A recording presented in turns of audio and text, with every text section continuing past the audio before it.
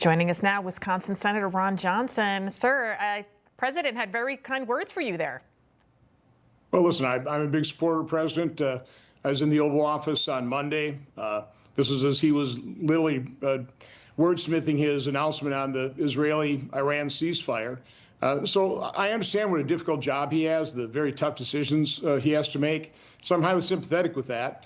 At the same time, Iran in 2010, because we were mortgaging our children's future, we were $14 trillion in debt. Now we're $37 trillion in debt. This may be our only opportunity. The more we load into this bill, the less pressing it'll be to have a second bill, second bite of the apple. So that's certainly one of my concerns. And right now we still don't have a bill. Senate parliamentarian has blocked quite a few things. We don't know exactly what can be modified, how many of those things can stay in. And we also need to be very, very aware of the types of scoring the House is requiring, their math, their requirements. We have to meet those, I think, here in the Senate if we're going to pass it back over the House and expect it to be passed. So again, I think it's going to take a little bit longer. I don't mind the deadlines. It concentrates our efforts. Everybody's working hard. I know that our leaders are. The chairman, their staffs are working overtime. Not even sure they're able to sleep. But the reality is we need to know exactly what this bill is.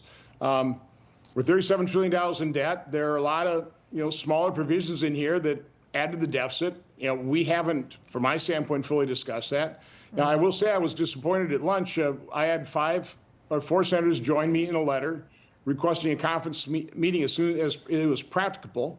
In other words, as soon as we have the bill, as soon as we have the scores, to go through at least the questionable provisions, the things that are adding to the deficit, and discuss them, pro and con, and then take a vote to see whether or not they should be excluded or included. And unfortunately, Senate leadership ruled that request out of order. They granted our request to hold a conference meeting, upon which they called the conference meeting and promptly adjourned it.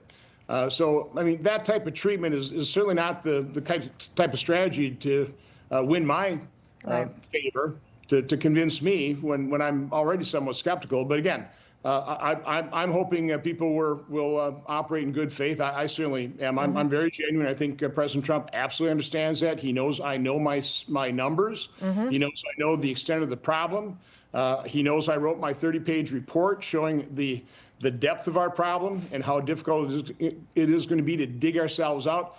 But again, what we're dealing with, President Trump, Republicans are having to clean up all the enormous messes left by President Biden, the Democrats, the open border, the wars, average deficits of $1.9 trillion over the last 4 years because they didn't return to pre-pandemic levels of spending and deficits. So this is hard. There's nothing easy about this. And when something's hard, my preference is don't rush it.